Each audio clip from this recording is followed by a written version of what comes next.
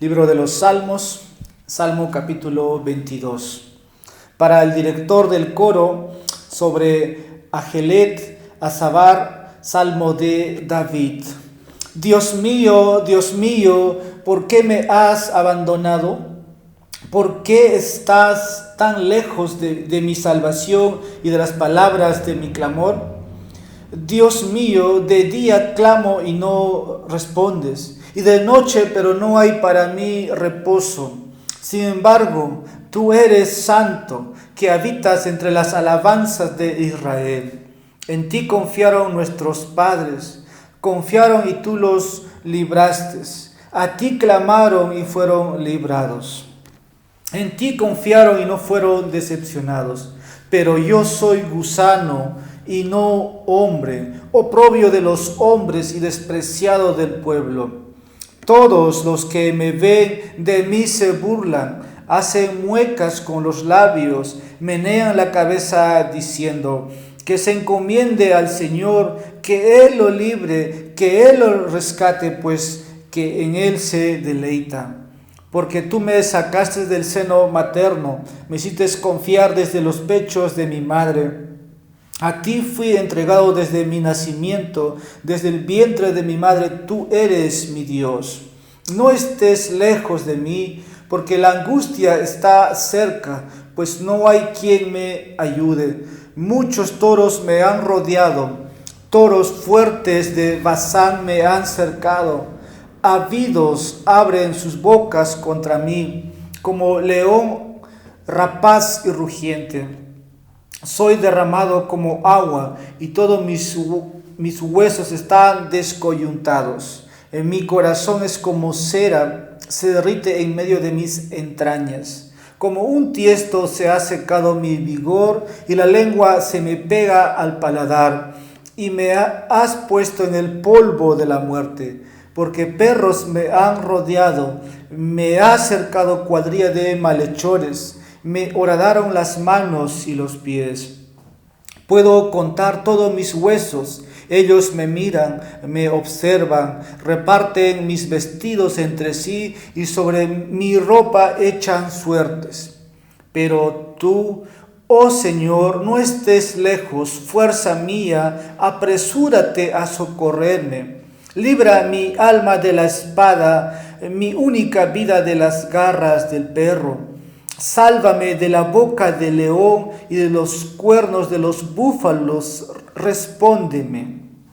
Hablaré de tu nombre a mis hermanos, en medio de la congregación te alabaré. Los que teméis al Señor, alabadle, descendencia toda de Jacob, glorificadle, temedle, descendencia toda de Israel.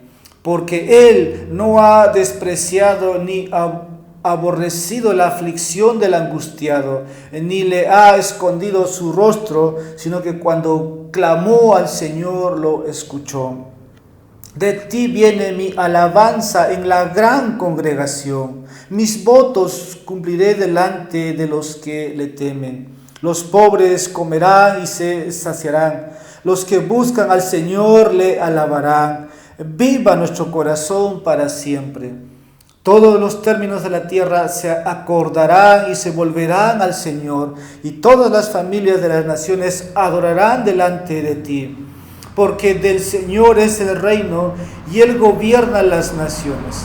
Todos los grandes de la tierra comerán y adorarán, se postrarán ante Él todos los que descienden al polvo, aun aquel que no puede conservar viva su alma. La posteridad les servirá. Esto se dirá del Señor hasta la generación venidera. Vendrán y anunciarán su justicia. A un pueblo por nacer anunciarán que Él ha hecho esto. Vamos a orar.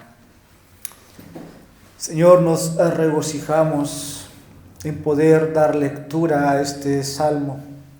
Queremos encontrar al escritor. Queremos encontrar al que la inspiró y sabemos por tu palabra y por revelación es obra de tu Espíritu. Pero queremos ver más allá de quién habla este salmo. Y este es el momento en este día que tú quieres que tus hijos te encontremos y que tú nos encuentres a nosotros y nos hables tan directamente a nuestros oídos y que nuestra mente, nuestro corazón pueda guardar tu palabra. Por eso pedimos la ayuda, la intervención de tu Santo Espíritu para que pueda, oh Dios, llegar a nosotros tu palabra. Que al final, al salir de este lugar, todos hayamos escuchado la voz tuya y no la voz, Señor, del expositor. Es un instrumento tuyo, pero necesitamos escuchar tu voz de tu Espíritu, oh Dios. Como también ayudes a aquel que va a entregar este mensaje, le sustentes con gracia para poder ser fiel al texto y le des, Señor, siempre de nuevo, ordene sus pensamientos, sus palabras, para que tu pueblo, Señor, reciba la instrucción y todos te glorifiquemos. En Jesucristo oramos una vez más todo esto. Amén. Podemos tomar asiento. Continuando en la serie de los Salmos, esta vez estamos a un capítulo de llegar al Salmo 23, que muchos de ustedes conocen, pero no sé si ustedes conocen este Salmo que hoy hemos dado lectura, el Salmo 22. El Salmo 22 es muy conocido, muy leído, pero también a veces lo que ha llevado es que no conocemos todo lo que está en este Salmo, porque en el Nuevo Testamento habla de este Salmo. Nuestro Señor la citó muchas veces y ahí que queremos ver hoy día lo que está en este Salmo. Quiero dar por título al capítulo 22, los sufrimientos y la gloria de Cristo. Los sufrimientos y la gloria de Cristo. Si tan solo quisiéramos retroceder al pasado, yo no sé hasta qué punto podemos retroceder o a qué era, a qué siglo. Porque David escribe este salmo y que David hasta que Cristo venga hay muchos siglos, muchos años por venir. Pero yo quisiera aquí podamos por un momento o en la hora que yo tengo de poder transmitirles este mensaje, poder ver de quién está hablando. Yo no sé, cuando el Señor tuvo un encuentro camino a Emaús, se preguntaban qué había sido del libertador, qué había pasado con el Mesías prometido para Israel. Quiero que vayamos al Evangelio de Lucas, capítulo 24, versículos 25 al 27, a manera de introducción. Yo quiero que si es que quisiéramos por un momento vernos, no sé si estaríamos como estos discípulos, ¿no? Que no entendían qué es lo que había ocurrido. Dice Lucas capítulo 24, versículo 25 al versículo 27.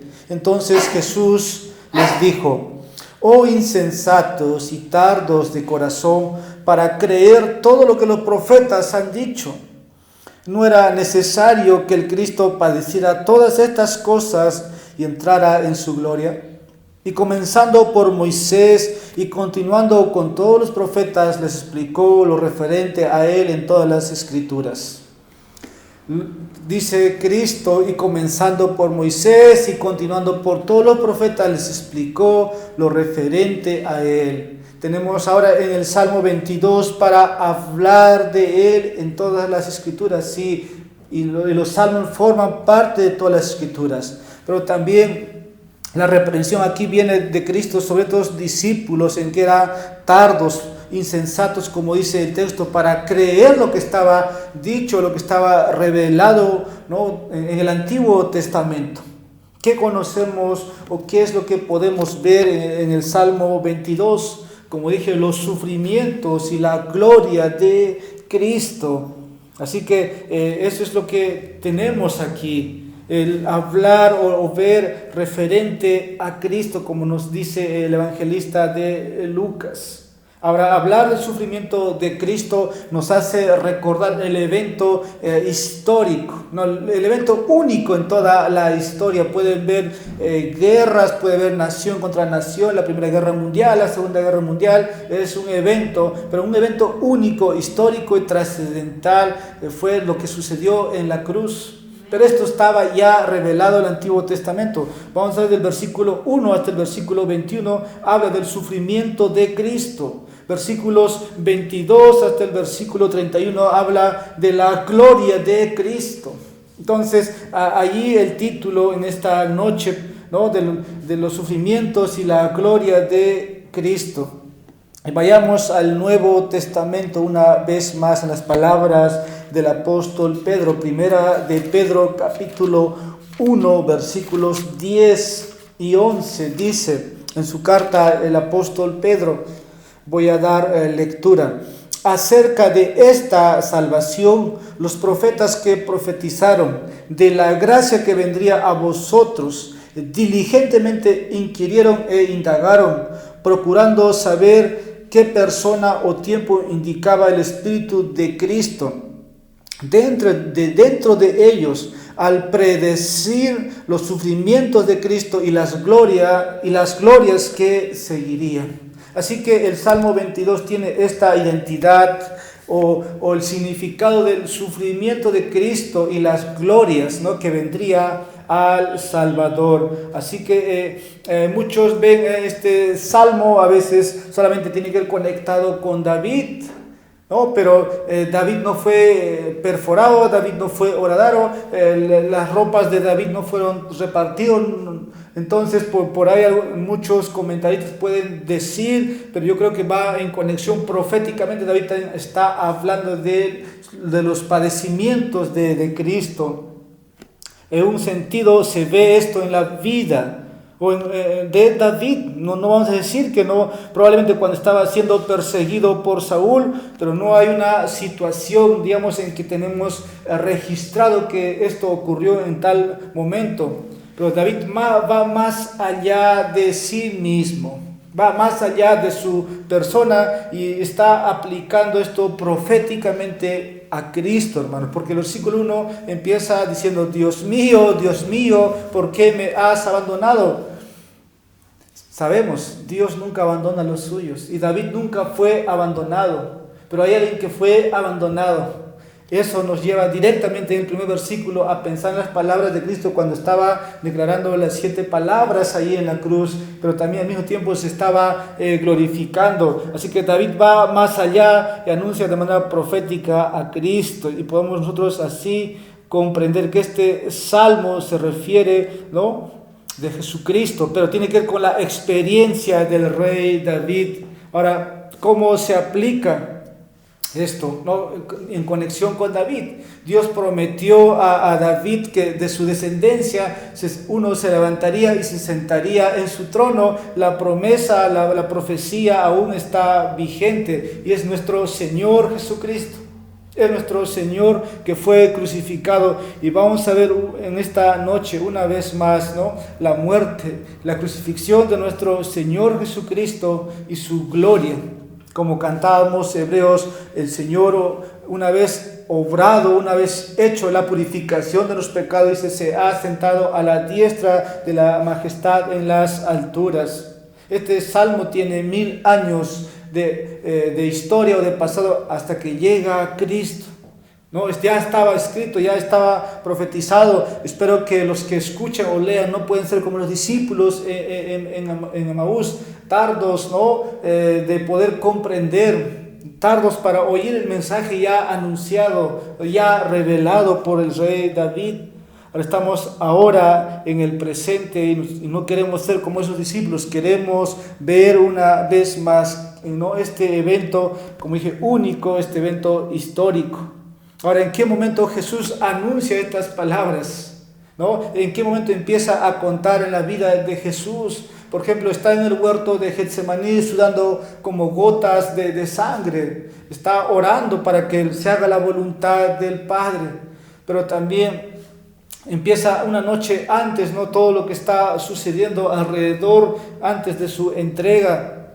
Pero Cristo está luchando allí en oración en Getsemaní para llevar a cabo la voluntad que había tomado, ¿no?, de entregarse por nosotros, de llevar nuestros pecados sobre Él. Y los evangelios hablan de eso exactamente.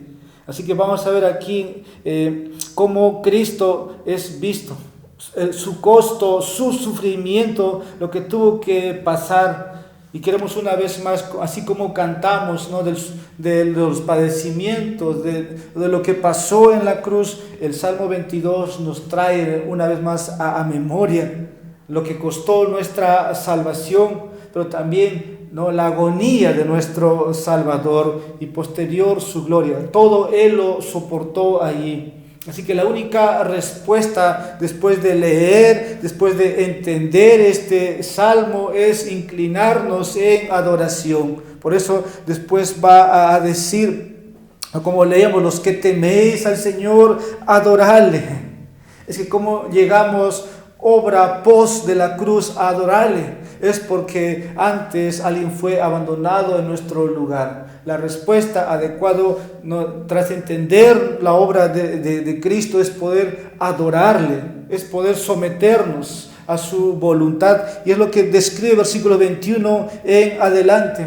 Ya no vas a ser abandonado, ¿no?, tu alma en el Seol, tu alma echado en el infierno, ya no, ya porque alguien fue abandonado.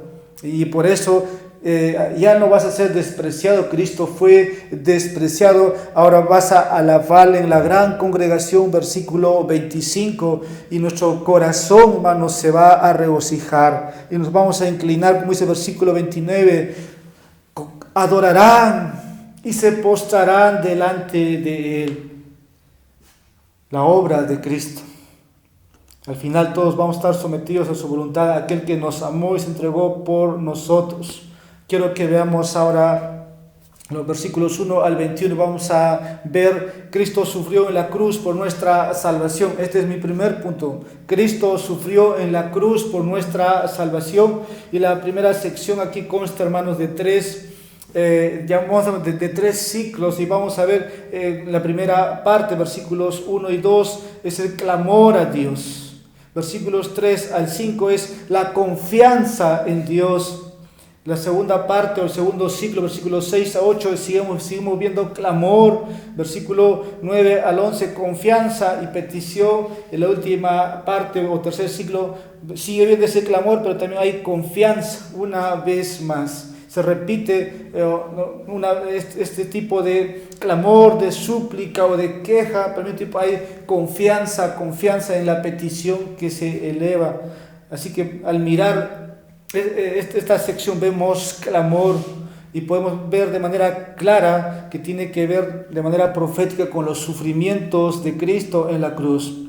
Y cuando pensamos en este hecho, de que Cristo murió, de que Cristo sufrió por nuestros pecados, ¿cómo es que nos sentimos? Nuestro corazón, ¿cómo es afectado? ¿Y cómo debemos responder? Si hay acción de gracias, si hay obediencia, una vez que Él ha hecho todo por nosotros, ahora podemos obedecerle, podemos temer. ¿Por qué? Esto pasó a Cristo, fue real. ¿Y qué fue real? Primero, fue abandonado por Dios. Versículo 1.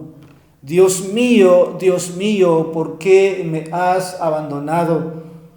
Cuando Jesús fue crucificado, tenemos el registro, dice las tinieblas o este mundo, hermanos, se oscureció. Eran como 3 de la tarde cuando Él gritó estas palabras. El Salmo 22 describe versículo 1, pero en el Nuevo Testamento tenemos cuando Él dice Elí, Elí, lama sabactani, que significa Dios mío, ¿por qué me has abandonado?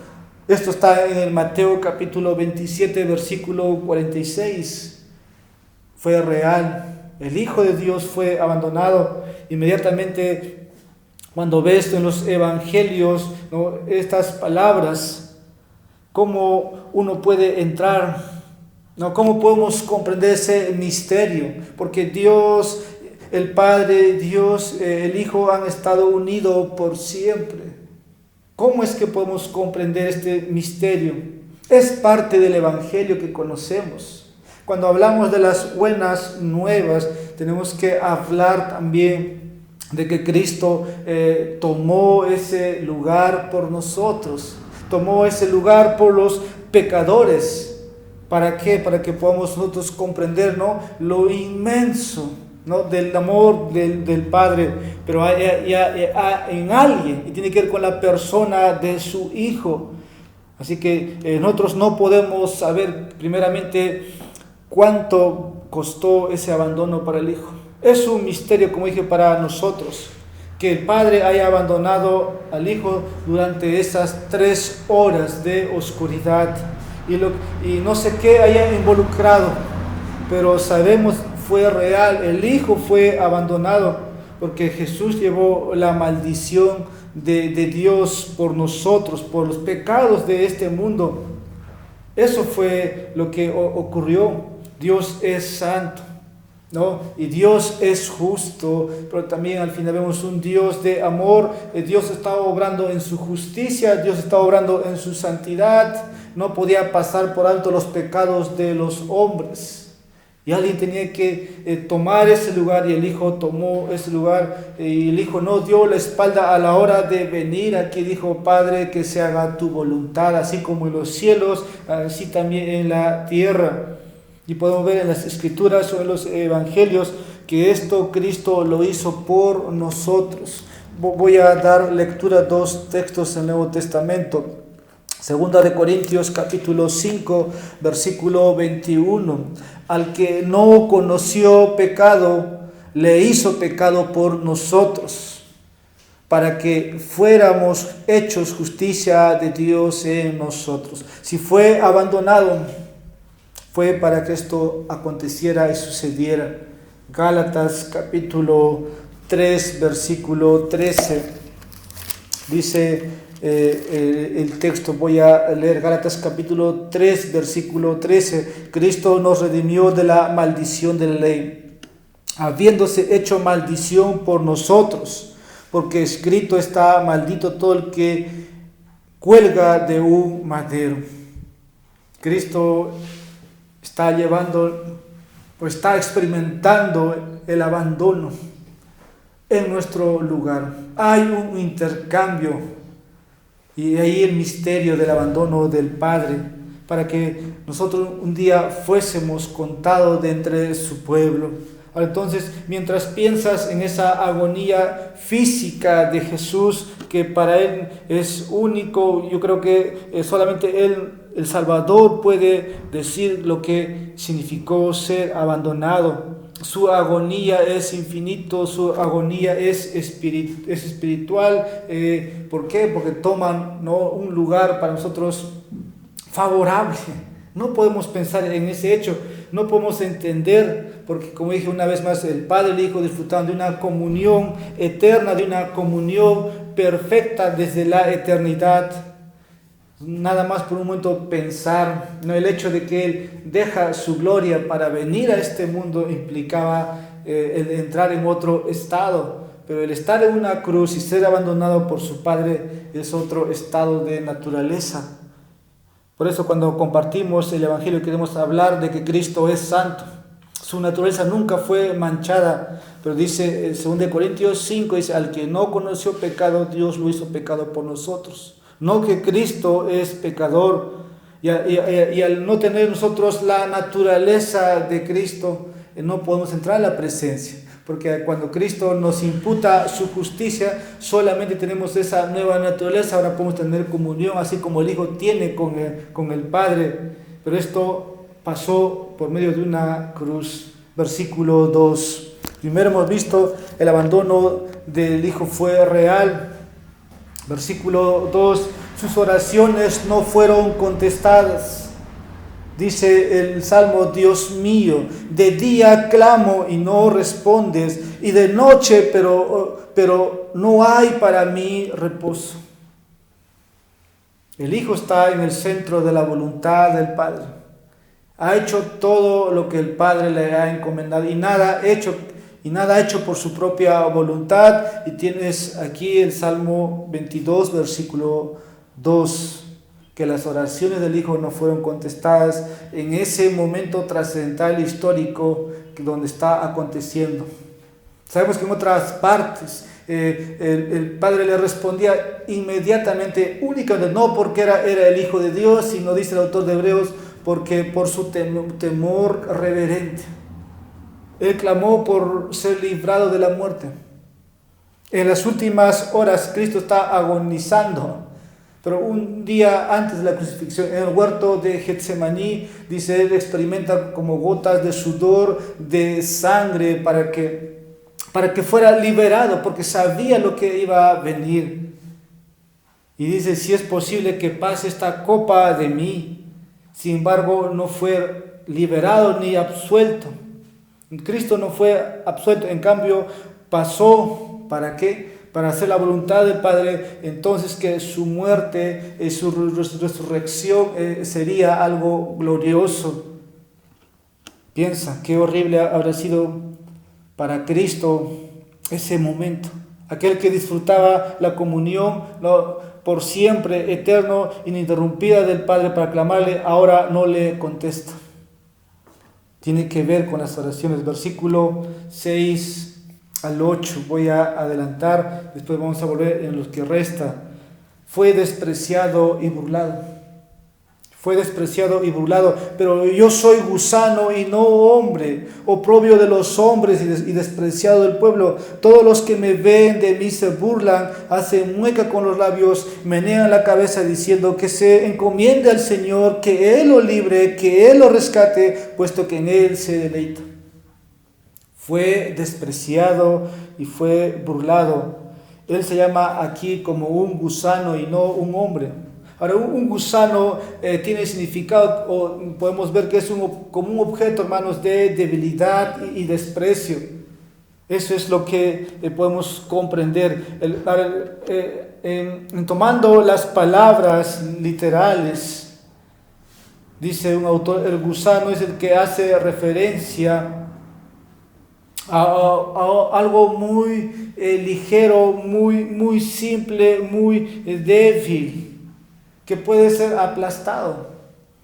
Isaías nos dice, fue el placer de Dios quebrantarle, fue el placer de Dios hacerle pedazo, desmenuzarle. A la hora de la cruz, Cristo está siendo despreciado y siendo burlado. Es todopoderoso, pero en la cruz tú tienes a Cristo aquí siendo despreciado por aquellos, ¿no?, que estaban llevándole o buscaban crucificarle, ya habían pedido el cuerpo de Cristo.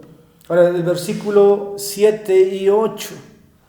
Todos los que me ven, dice, de mí se burlan. Ahí tienes el desprecio. Ahí tienes cómo los enemigos de Jesús están atacando. Versículo 8, y ahí ve, ¿no?, lo que vemos en el Nuevo Testamento, que se encomiende al Señor. Los soldados estaban diciendo, ¿no?, o los sacerdotes estaban diciendo, a otros libró y ahora que se libre Él y creeremos en Él. Esto está en Mateo capítulo 27, versículos 39 al 43. Pero al final el Hijo se estaba encomendando en el Padre. Padre, en tus manos encomiendo mi espíritu. Versículos 12 al 13, fue vencido por hombres feroces. Muchos toros, me rodearon. Toros fuertes de Basán me han cercado. Habidos abren su boca contra mí como león rapaz y rugiente. Sus enemigos aquí son comparados como animales feroces, toros, leones y perros. Versículo 12, versículo 13, versículo 16. Ahí tienes comparado los enemigos. Ahora, yo leí sobre estas páginas o textos cuando dice hay muchos toros o cuando dice muchos perros. Tiene que ver con los fariseos, los saduceos, con los grandes hombres, ¿no?, que estaban buscando tomar el cuerpo. Tiene que ver con los malhechores, como dice el versículo 16, porque perros me han rodeado, me han cercado, cuadrilla de malhechores me horadaron la mano y los pies. Tiene que ver con los enemigos de Cristo, con aquellos que estaban pidiendo, ¿no?, su cuerpo para crucificarle. Ahora, Cristo pudo haberse defendido, sí pudo. Pues sí pudo, pero no lo hizo. Él prefirió pasar toda esa experiencia de ser colgado en una cruz mientras los demás se burlaban. Cristo pudo llamar a una región de ángeles, ¿no?, para que le puedan defender y luchar, pero no lo hizo. Él eligió sufrir en silencio, como dice Isaías, ¿no?, como una oveja que va al matadero, que no abre su boca. Versículos 14 al 18. Pasó por la agonía física y emocional de la crucifixión. Soy derramado como agua, describe y sigue el texto. Estas son profecías asombrosas que están ahí, ¿no?, de la crucifixión de Cristo.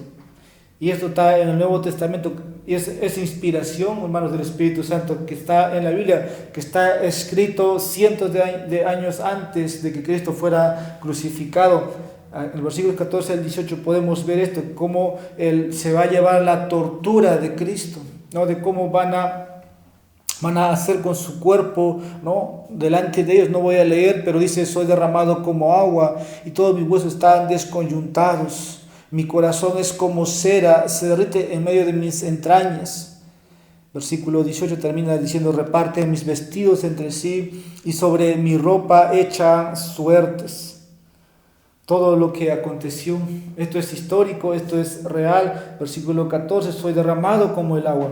Esto tiene que ver con el sufrimiento, ¿no?, de cómo Cristo un momento grita: tengo sed. ¿Se acuerdan esas palabras en la cruz? Versículo 14 mismo dice: y todos mis huesos están desconyuntados. Esto no literalmente, pero sí nos dice de cómo sus brazos, sus pies están colgados en la cruz.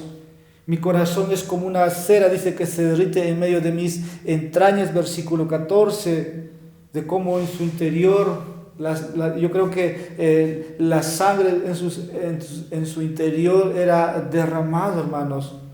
Versículo 15, como un tiesto se ha secado mi vigor y la lengua se me apega al paladar. Aquí se ve la debilidad, cuando la vida de Cristo está por expirar. Tiene sed, está deshidratado. Y se me has puesto en el polvo de la muerte. Está ya Cristo casi muerto. Está casi muriendo. Versículo 16, porque perros me han rodeado. Esta es la escena de la cruz mientras sus enemigos esperan su muerte. Versículo 16, me horadaron las manos y los pies. Eso significa, ¿no?, el poder perforar sus manos y sus pies ahí con los clavos. Eso es muy claro. Y mucho texto. Versículo 17, puedo contar todos mis huesos. Ahí ves a Cristo ya sin prendas.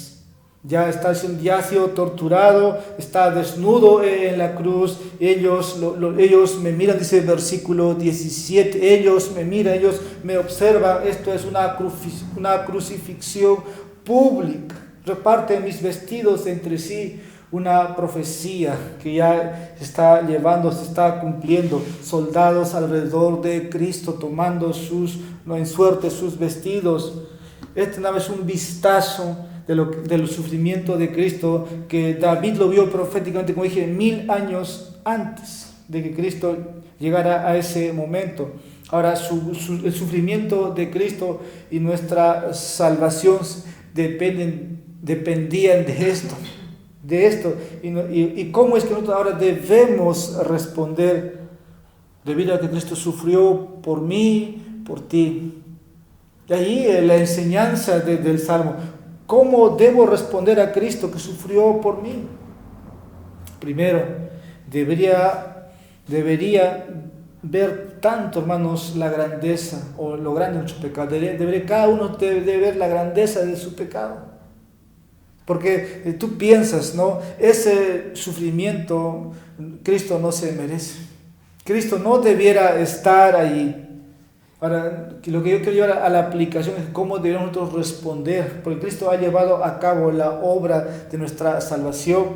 Estoy diciendo, primero deberíamos ver lo grande que es nuestro pecado, y también debemos ver lo grande que es el amor de Cristo. porque la grandeza, la totalidad de tus pecados llevó a Cristo ahí, pero al mismo tiempo fue su amor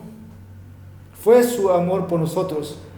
Muchos han dicho, mi pecado puso a Jesús en la cruz. Es cierto, su amor lo hizo dispuesto a ir allí. Cuando oramos, cuando cantamos los himnos, encontramos estas letras, estas oraciones o estos párrafos. Cristo tomó mi lugar. Mi pecado puso a Jesús allí en la cruz. Dice Romanos 5:8, mas Dios muestra su amor para con nosotros en que siendo pecadores Cristo murió por nosotros. Mi pecado llevó a Jesús a la cruz. No hay personas inocentes, no hay niños inocentes, no hay personas buenas. Es fácil pensar de esa manera hoy, ¿no? Que no soy tan malo, que yo no hice tanto daño o crecí en un hogar cristiano, y busca el hombre justificarse. Sabemos que eso no existe, porque la cruz fue real, porque Cristo fue ahí colgado por los pecados de la humanidad, porque de tal manera dice, amó Dios al mundo que ha dado a su Hijo unigénito, para que todo aquel que cree en él no se pierda, sino más tenga vida eterna. Ese amor, ¿no?, derramado por nosotros debe impulsarnos a buscarle ahora en gratitud. Y cuando hablamos de pecado, hoy día no se predica mucho esto. Por eso es que queremos recordar que deberíamos ver lo terrible de nuestro pecado, pero también lo grande del amor de Cristo aquí. Y si hablo de pecado, porque no es muy popular hoy día acosar la conciencia de las personas o despertarle, decirle, eres un pecador. Para un predicador a veces no tiene que estar mencionando semana tras semana. No es muy popular en muchos lugares predicar. Por lo contrario, tratan de entregar un mensaje más optimista y todos pueden decir, ¿no? O sea, ya toda la semana con los problemas y viene ahora el predicador a hablarme de mis pecados, estoy cansado, estoy cargado, pero Cristo dice, venid a mí todos los cargados, los trabajados, yo os haré descansar. A nadie nos gusta que nos llamen gusanos, pero aquí tienes a alguien que dice, yo soy gusano y no hombre. Nadie reconoce la debilidad que uno es, o lo débil que es, o lo diminuto que somos a la comparación de lo que Dios es. No porque tenemos un lugar de trabajo o un lugar de eminencia o de autoridad, no reconocer que lo frágil que soy, más en cuanto al tema de mi salvación. Por lo contrario, nos queremos considerar que somos buenos, que somos fuertes. Esto va en contra de lo que el Señor mismo se puso en nuestro lugar. Así que debemos tener cuidado de no exaltarnos contra el Señor mismo. Si tú eres una persona buena, en realidad creo que todavía no has comprendido el Evangelio. Ahora Cristo vino, dice, por los suyos, y los suyos van a oír su voz, los suyos van a responderle. Dice Lucas capítulo 7 versículo 47, al que mucho se le perdona, dice, mucho amará, pero al poco que se le perdona, poco amará. Entonces es amor aquí dividido, no es amor dividido. Simplemente a veces uno no comprende lo que Cristo verdaderamente experimentó en ese lugar, en esa cruz. Pero si conoces la verdad y entiendes tu enemistad contra Dios y que mereces el infierno, vas a amar mucho, vas a responder, porque la maldad de tu corazón es grande. Dice el hermano Spurgeon en el pasado, el que se ha presentado ante su Dios condenado con la cuerda alrededor del cuello es el hombre que debe llorar de alegría cuando es perdonado, odiar el mal que ha sido perdonado y vivir en honor al Redentor por cuya sangre ha sido limpiado. Creo que es real esto en cada uno de nosotros, en aquellos que conocemos. Ahora, la cruz debe impresionarte. ¿Por qué? En realidad no vas a ver una cosa, algo así de manera descriptiva. Tal vez no es llevar un crucifijo, tomar la cruz. La cruz representa, ¿no?, ahí el sufrimiento de Cristo por nosotros. Quiero también mencionar aquí de cómo responder. Segundo, debería someterme y confiar en aquel que ordena el sufrimiento para que entre en mi vida. Versículo 15. Como un tiesto se ha secado mi vigor y la lengua se me pega al paladar y me has puesto en el polvo de la muerte. Cuando dice me has puesto, esto tiene un sentido, significado de designación o de orden. Los hombres malvados que crucificaron al Señor Jesús, como dije siempre, o entendemos, ellos son responsables de ese hecho, ¿no? Hay un plan predeterminado, anticipado de parte del Padre, que todo eso va a acontecer, pero esto ha sido designado, ha sido predestinado, ha sido ordenado, los sufrimientos de Cristo. Vamos a leer dos textos.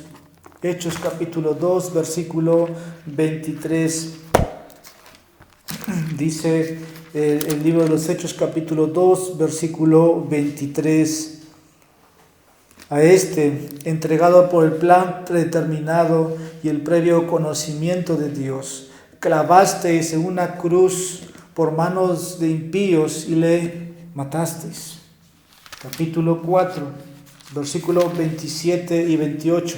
Porque en verdad en esta ciudad se unieron tanto Herodes como Poncio Pilato, juntamente con los gentiles y los pueblos de Israel, contra tu santo siervo Jesús, a quien tú ungiste, para hacer cuanto tu mano y tu propósito habían predestinado que sucediera. Una vez más, esto fue el plan predeterminado.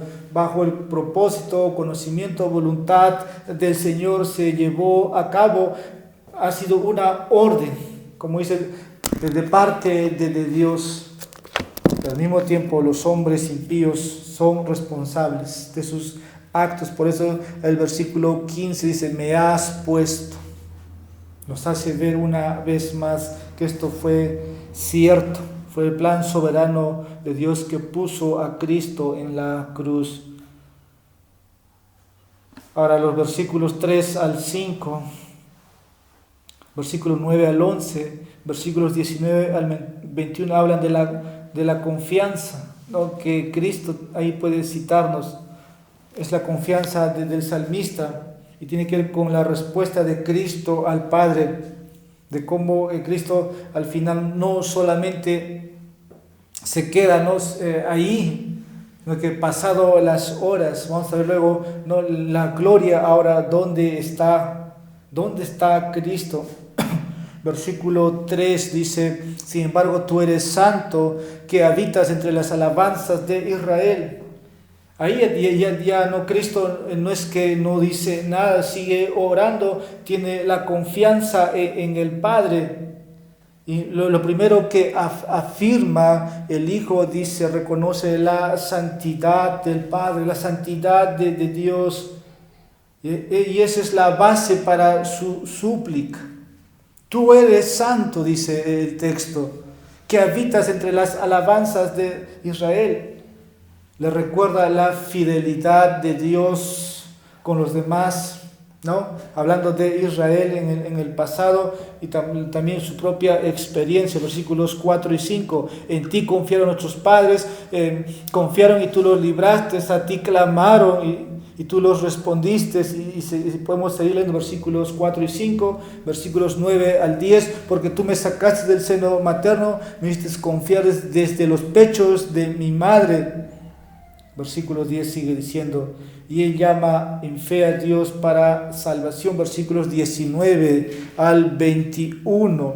Pero tú, Señor, no estés lejos. Fuerza mía, apresúrate a socorrerme.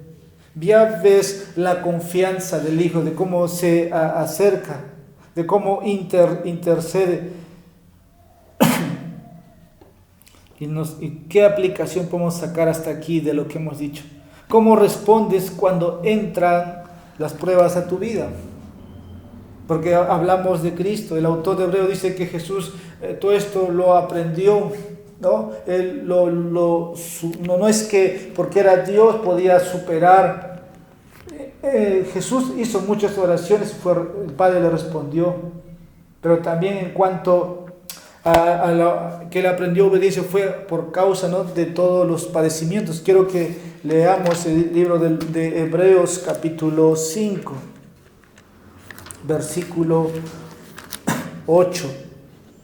Y aunque era hijo, dice, aprendió obediencia por lo que padeció.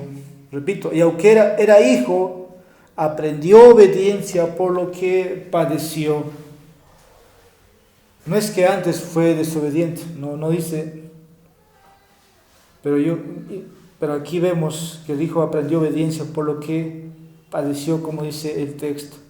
Más tarde el autor de Hebreos va a decir en el capítulo 12, versículo 3, considerad pues aquel que soportó la hostilidad de los pecadores contra sí mismo, para que no os canséis ni os desaniméis en vuestro corazón. Jesús soportó confiando en las manos de Dios, y ese Dios soberano. Y así debiéramos ser nosotros cuando lleguen esas pruebas, cómo responder así como el Hijo, a través de los padecimientos, descansando, confiando en este Dios amoroso, en este Padre amoroso que orquesta cada situación, cada prueba. Tercera lección aquí: debo confiar en Dios cuando mis oraciones queden sin respuesta. Tú dices, ¿cómo? Dios mío, ¿por qué me has abandonado? Estoy diciendo, debo confiar en Dios cuando mis oraciones queden sin respuesta. Jesús oró para no ser abandonado, sino para ser liberado, pero Dios no le contestó en ese momento. Dios respondió en la resurrección. Pero Jesús tuvo que pasar por la crucifixión y la muerte antes de recibir la respuesta de sus oraciones, y sin embargo continuó llamando Dios mío, Dios mío. Versículo 19, fuerza mía, apresúrate a socorrerme. Siguió pidiendo el Hijo. A veces Dios responderá a nuestras oraciones en un mejor momento, y no tal vez al momento que queremos. Dios tiene su plan predeterminado para usted. Los caminos de Dios son más altos que los nuestros. Tal vez no los comprendemos, pero tenemos que confiar en Él, aunque no lo entendamos en ese momento.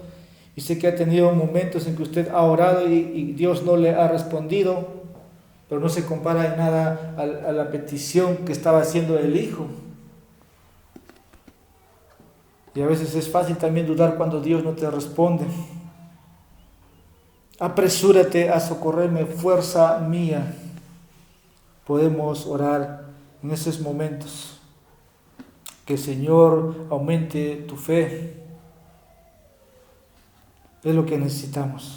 Ahora, el Salmo se torna de esa manera describiendo el Antiguo Testamento en la vida de Cristo, pero sí puedes confiar en Dios, sí puedes confiar en su palabra, incluso si estás pasando pruebas y tus oraciones no están teniendo respuesta. Eso nosotros lo conocemos. Así que los versículos 1 al 21 nos muestran de cómo Cristo sufrió por nuestra salvación, pero el Salmo no termina ahí con la derrota de la crucifixión, no continúa hasta la victoria ahora de la resurrección y las glorias que lo siguen. Y vamos a ver ahora versículos 22 hasta el versículo 31. Las glorias de la resurrección de Cristo requieren proclamación. Este es mi segundo punto central del sermón. Las glorias de la resurrección de Cristo requieren proclamación. La gran salvación de Dios para todos los pueblos, versículos 22 al 31. Hablaré de tu nombre a mis hermanos. Eso es proclamación, ¿no? Eso es proclamación de la resurrección de Cristo. El Salmo no nos dice que todo quedó ahí, porque eso querían los soldados romanos, eso querían los judíos que habían crucificado a su Salvador, que Cristo desapareciera, o que Jesús, ¿no?, que desaparezca este hombre. Pero no sabemos, no fue así. en que Cristo fue levantado. Y las profecías apuntaban que Cristo sería levantado de entre los muertos. Versículo 21 y 22. Sálvame de la boca del león y de los cuernos de los búfalos. Respóndeme. Inmediatamente dice, hablaré de tu nombre a mis hermanos. En medio de la congregación te alabaré. Al final, versículo 21, la mayoría de los eruditos, comentarios traducen, veo una nota aquí de confianza. En el versículo 22 dice, hablaré de tu nombre a mis hermanos. Ahora, Jesús nunca llamó a los discípulos sus hermanos antes de la resurrección, pero inmediatamente después de la resurrección le dijo a María, ve con mis hermanos y diles, ¿no? Ahora voy al Padre, a mi Dios y a tu Dios. Juan capítulo 20, versículo 17. Y Hebreos capítulo 2, versículos 11 al 12. Cristo no se adelantó, todo tuvo un tiempo, pero ahora entendemos, no somos, Hebreos no dice que ahora somos sus hermanos, y Él no se avergüenza, dice el texto, de llamarnos su hermano, aunque pecamos, aunque le fallamos. Ahora, el resultado de la resurrección de Cristo es para que David aquí se maraville. Recuerden, el autor es David, aquí Salmo de David. El capítulo 20, así empieza el versículo 22. ¿Para qué? Para hablar de tu nombre. Esto primero habla de compañerismo. Somos sus hermanos. Él nos declara el nombre de Dios aquí, su carácter y sus atributos. Hablaré de tu nombre. Versículo 22 al 23 y 23, como leímos al comienzo, habla de alabanza, ¿no? Eso es proclamación, como dije, hablar de Él, de quién es Dios, de su persona, de su carácter, de su obra, pero también sigo hablando, alabando. Y si Cristo solamente sufrió y murió, no habría lugar para la alabanza. Pero Cristo ha resucitado, ¿no? Nuestra fe no es vana. Por eso es que Pablo dice en 1 Corintios, ¿no? Si Cristo no ha resucitado, vana es nuestra fe, pero ha resucitado, podemos alabarle. Podemos alabarle ¿en dónde? En la gran congregación de los santos. Versículo 24. Y dice, porque Él no ha despreciado ni aborrecido la aflicción del angustiado, ni le ha escondido su rostro, sino que cuando clamo al Señor, lo escucho. Dios no abandonó a su Hijo en la tumba. Ahí es un testimonio que tenemos. Por lo contrario, escuchó el clamor del Hijo. La muerte no lo pudo retener y le levantó dentro de los muertos. Ahora podemos nosotros proclamar, podemos testificar de la liberación pública de Cristo en la tumba de entre los muertos. Versículo 25 al 26, hay una ofrenda de agradecimiento, porque dice el texto, de ti viene mi alabanza en la gran congregación, mis votos cumpliré delante de los que temen. Y ahí hay gratitud. En otros versos representa como una ofrenda en el idioma original, cuando Dios contesta sus oraciones, y esto se hacía en el templo. Versículo 26 dice, los pobres comerán y se saciarán, los que buscan al Señor le alabarán, viva vuestro corazón para siempre. Hay una fiesta, una acción de gracias. Cuando reunimos, como por ejemplo a celebrar la cena del Señor, ofrecemos gratitud, ofrecemos alabanza por el don de Dios hacia nosotros, su Hijo amado, porque Él nos ha perdonado. Herido fue en aquella cruz, como cantamos el himno. Versículo 27. Todos los términos de la tierra. Aquí podemos hablar de misiones, aquí podemos hablar de evangelismo, que es que cuando Cristo resucita también ahora que podemos anunciar este mensaje afuera. Que dice, todos los términos de la tierra se acordarán y se volverán al Señor. Y es que ¿cómo se van a acordar? ¿Cómo es que se van a volver al Señor si no hay un mensaje? Si no hay una resurrección. Es que Cristo ha resucitado. Ahora Todos los términos de la tierra pueden recibir este mensaje y pueden adorar y pueden volverse a su Creador, y todas las familias de la nación, dice, adorarán delante de Él, porque del Señor es el reino y Él gobierna las naciones. Las buenas nuevas del Salvador, que Cristo ha resucitado, no solamente ahora para los judíos, sino para las naciones. ¿Qué mensaje? Ese es lo que tenemos aquí. El Salvador no está muerto, sino que hay salvación porque ha resucitado. Y este mensaje es para los pobres, para los ricos. Dice versículo 26, pobres comerán y se saciarán. Versículo 29, de la misma de todos los grandes de la tierra comerán y adorarán. Se postrarán ante todos los que descienden al polvo, aún aquel que no puede conservar viva su alma. Versículo 27 y 28, el orden dentro del reino, o la regla dentro del reino, dice el texto ahí, versículo 28, ya lo leí, porque del Señor es el reino. Cristo ha ganado, Cristo tiene un reino, Él es el capitán. Pero vamos a ver en la historia, esto continúa. El establecimiento del reino de Dios aún no se ha cumplido cuando Cristo reine con los suyos. Eso será cuando Cristo regrese y todos los reyes se sometan ante su reinado. Esto entendemos va a tener un evento también en el reino milenial. Toda rodilla se doblará ante Él. Así como las otras profecías se han cumplido, esta también se va a cumplir y usted puede estar seguro de eso. Como conclusión, entonces, el Salmo 22 es de Cristo, sus padecimientos y la gloria de Cristo. Ahora, debido a que Cristo sufrió una cruz, nuestra salvación ha sido garantizada. Y no debemos quedarnos ahí, sino que ahora esa salvación debe proclamarse a todas las naciones. Ahí el despertar del salmista de poder ahora proclamar entre sus hermanos, ¿de quién? De su nombre. De ahí de cantarle, ¿no? Por eso es que cuando te reúnes tenemos este privilegio, no solamente público aquí en un local donde hay un ministro, sino también la iglesia canta, porque el Salvador ha resucitado. Como dije, conclusión en manera de aplicación. Pon la cruz en el centro, hermanos, de tu vida, de tu caminar cristiano. No te enfoques, no te dejes llevar solamente por las emociones. Tu corazón debe siempre tener presente esto. Debe latir, pensar. No recuerdo si dijo Martín Lutero, vivo como Cristo hubiera sido ayer crucificado. Creo que es Martín Lutero, tenía impregnado eso en su mente.